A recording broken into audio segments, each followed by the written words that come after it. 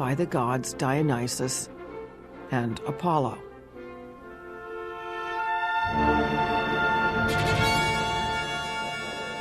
Dionysus stands for untamed nature, a chaotic and frenzied force that rips things apart.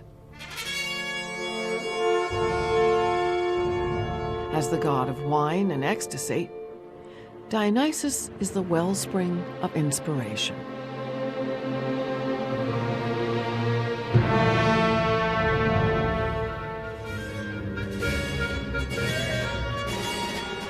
In contrast, Apollo symbolizes form and structure.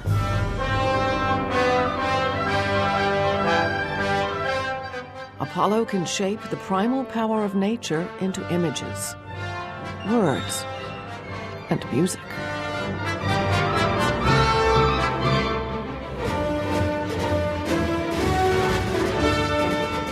In a passage labeled Storm from the South, the forces of Dionysus build.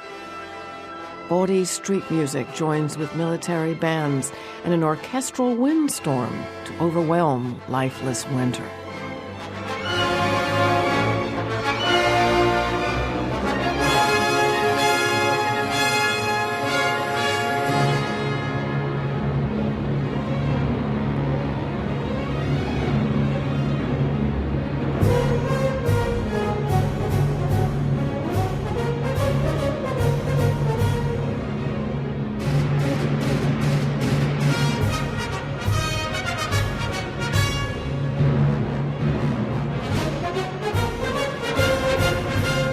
The notion of struggle comes back again and again and again. In this battle against inert matter and the force of life, we experience both extremes of inertia, of simply nothing taking place, and the abundance of life almost getting out of hand. And in this struggle back and forth, we finally emerge to the final awakening of life.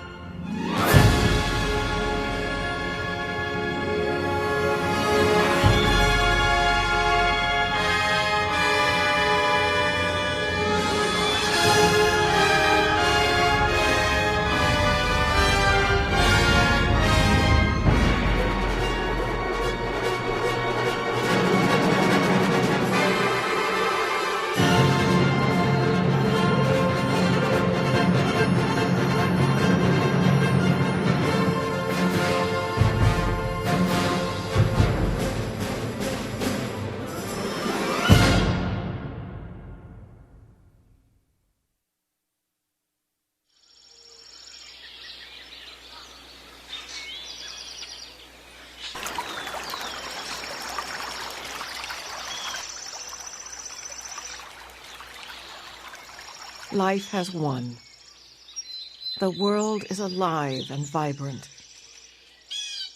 But the will is still at work, directing and limiting life's potential. In the second movement of Mahler's Third Symphony, we temporarily leave behind the struggles of the infinite and the infinitesimal.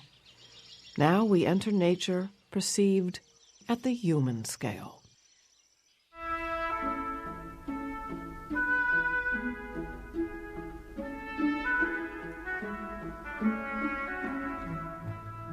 Mahler lived for the summer, when he could put aside the frenetic life of a conductor and immerse himself in nature and composition. For someone like Mahler, nature was the place of their pantheism, that when he looked for God, he wouldn't look for God in a synagogue or a church. He would look for it in a flower. What can flowers tell us if they're not going to be little sweet sentimental Hallmark images? Flowers tell us about the delicacy and the tenderness and the whimsical, poignant hopefulness of the earth.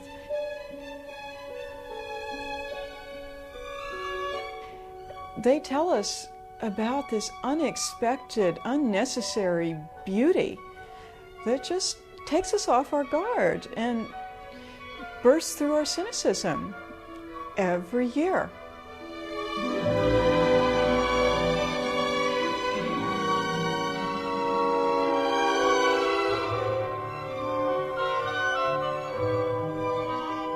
He had to be in a place in his life, physically and emotionally, that was just reverberating with natural impulse. The greenness of life, the blueness of rain, the power of mountains, the smell of trees. Not the mundane of the occupation of being a conductor. It had to be a place where he himself could listen to nature in himself.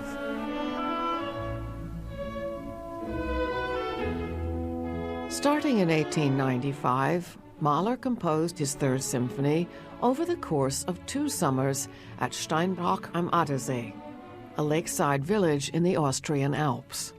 Mahler would wake up very early, about 6 in the morning, and go straight down to his little composing hut and start composing, but he would also take his breakfast down there. He didn't want to have any contact with any human beings before starting to compose.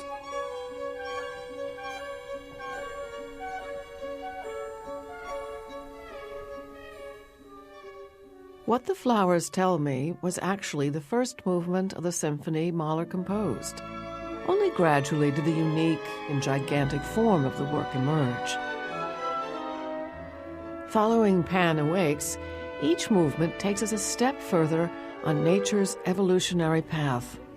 But for publication, Mahler discarded his titles, perhaps afraid they would rein in the free play of the audience's imagination. As he became more and more experienced with audiences and moved out of the circle of his own close friends who did understand his terminology and what he was aiming at, he found people misunderstood them.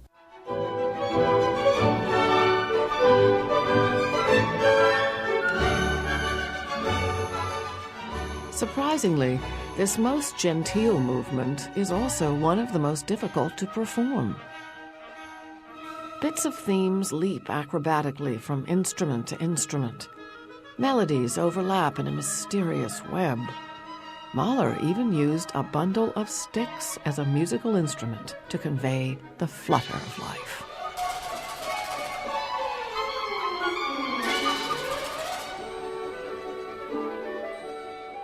Within Mahler's symphonic unfolding of the world, flowers are part of a chain of being, subject to nature's indifferent process of creation and destruction.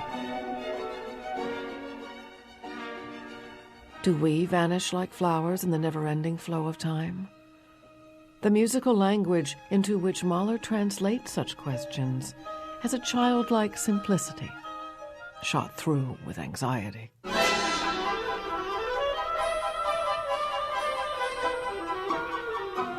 The charm, indeed, of the musical imagery that he's actually evoking is itself threatened by nature on another level. So we've got the 2 images of nature.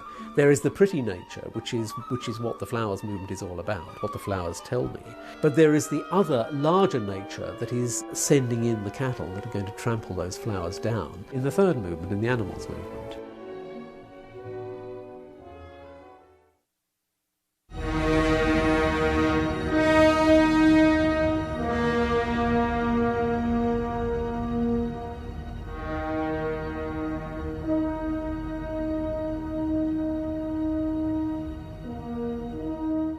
In the third movement of Mahler's Third Symphony, we seem to be listening in on the chaotic workings of nature itself.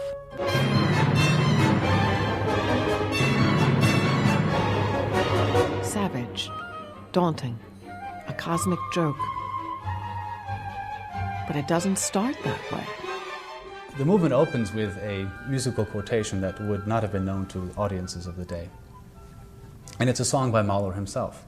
The song is called Ablösung im Sommer, and that means change of the guard in the summer.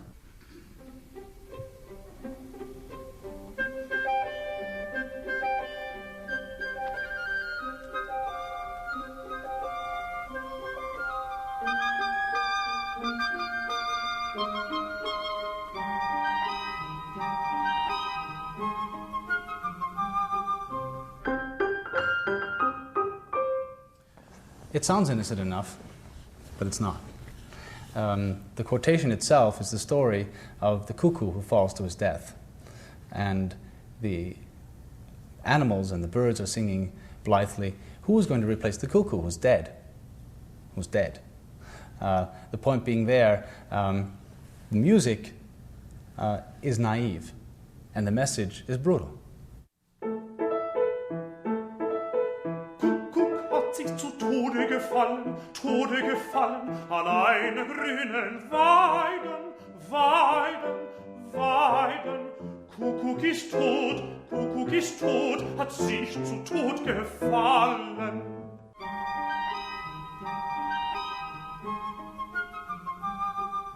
The song that Mahler is quoting here, his own song, is a setting of a text from a collection of folk poetry that was put together in the early 19th century called Des Knaben Wunderhorn, which is the youth's magic horn.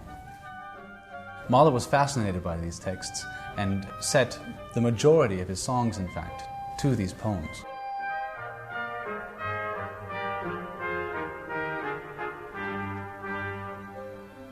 The folk poems of the youth's magic horn were loved by the Romantics, and Mahler in particular. Their elliptical, incomplete, and often puzzling stories left room for the reader's imagination. The poetry itself bespeaks innocence and directness and humor and sadness in the simplest of terms. It is not flowery language. Kuckuck, wer soll uns denn den Sommer lang die Zeit und Weil vertreiben?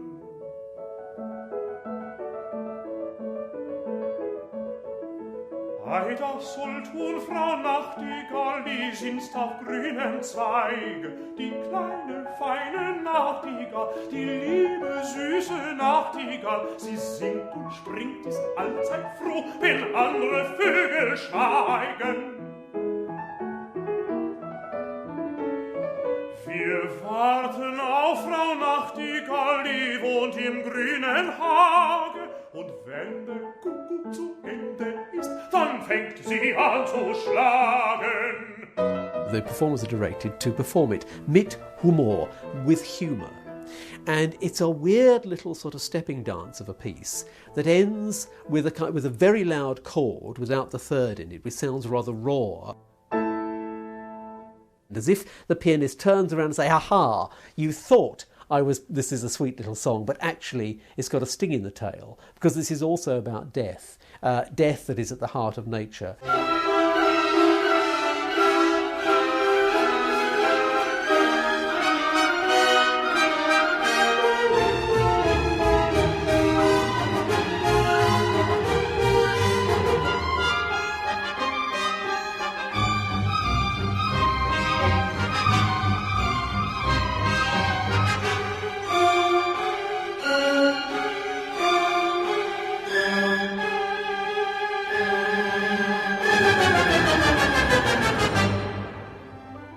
The discoveries and theories of Charles Darwin had dealt the world a shock with which we even today have not completely come to terms.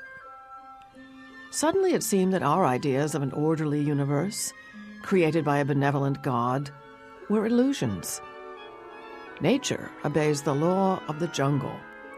Chance and chaos rule. There is no divine plan. From the song of the cuckoo and nightingale, we are plunged into the world of beast against beast.